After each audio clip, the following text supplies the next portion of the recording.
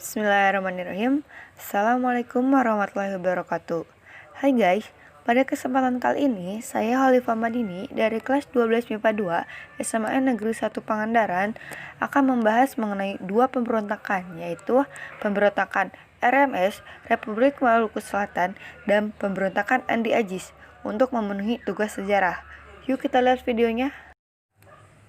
Pemberontakan RMS Republik Maluku Selatan pada tahun 1950 sampai dengan 1966.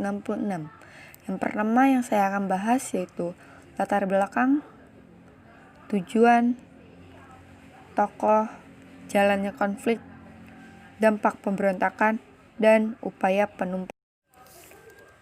RMS Republik Maluku Selatan adalah sebuah republik di Kepulauan Maluku yang diproklamasikan tanggal 25 April 1950. Pulau-pulau terbesarnya adalah Seram, Ambon, dan Buru. RMS di Ambon dikalahkan oleh militer Indonesia pada November 1950. Tetapi konflik di Seram masih berlanjut sampai Desember 1963. Kekalahan di Ambon berujung pada pengungsian pemerintah RMS ke Seram. Kemudian mendirikan pemerintahan dalam pengasingan di Belanda pada tahun 1966. Arti lambang RMS.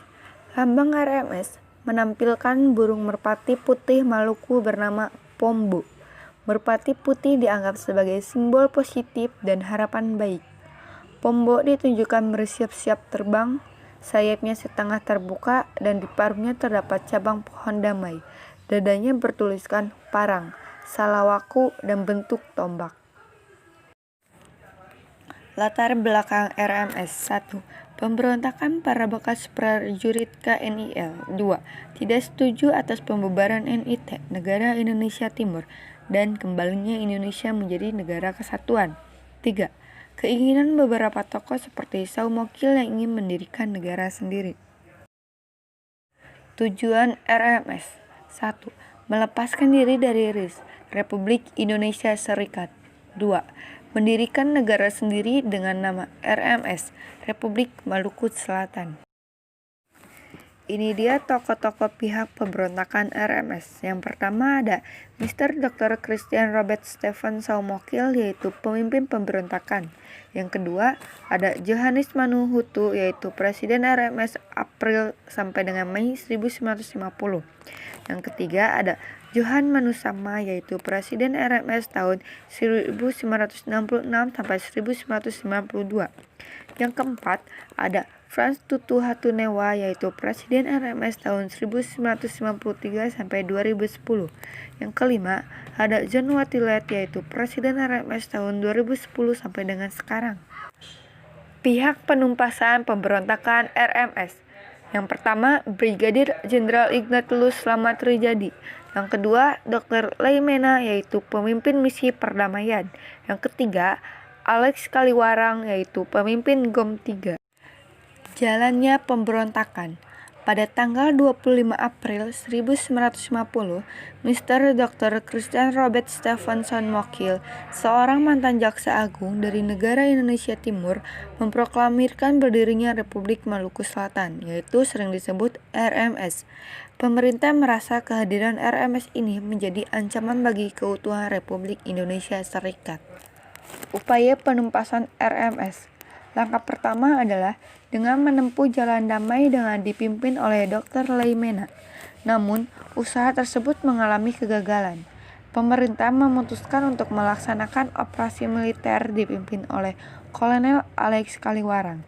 Pasukan tersebut mendarat di Pulau Buru dengan dilindungi di Ambon dan menguasai benteng New Victoria.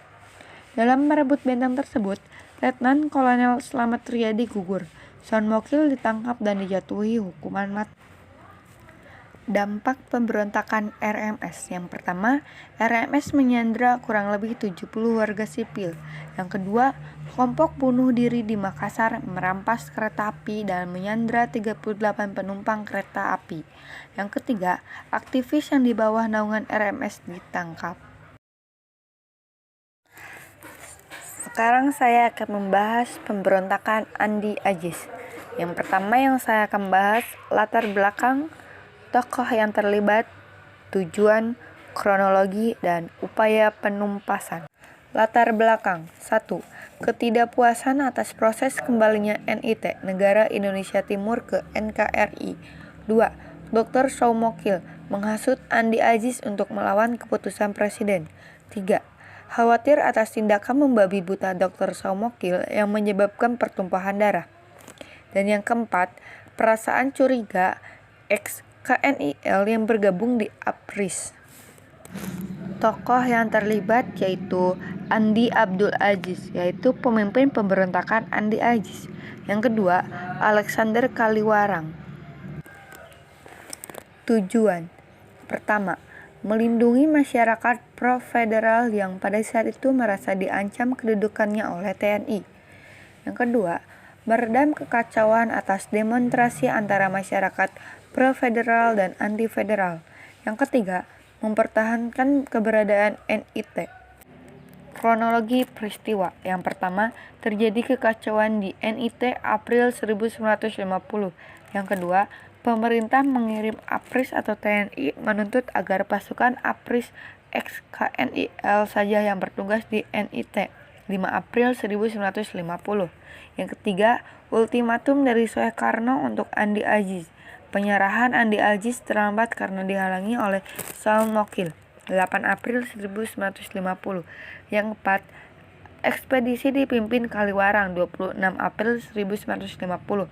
Yang kelima, perang antara APRIS atau TNI dan APRIS ex-KNIL 5 Agustus 1950. Yang keenam, kedua pihak berunding. Akhirnya terjadi perdamaian. Setelah 2 hari, ex-KNIL meninggalkan Makassar. 8 Agustus 1950. Upaya penumpasan. 8 April 1950 pemerintah memberikan ultimatum agar dalam waktu 4 kali 24 jam Andi Aziz menyerah. Namun, Andi Aziz tidak segera melapor. 26 April 1950, pemerintah mengirimkan pasukan di bawah Kolonel Alex Kaliwarang untuk menumpas habis pemberontakan Andi Aziz yang dilakukan oleh ex-KNIL. Cukup sekian pembahasan dari saya. Mohon maaf bila ada salah-salah kata. Semoga bermanfaat. Wassalamualaikum warahmatullahi wabarakatuh.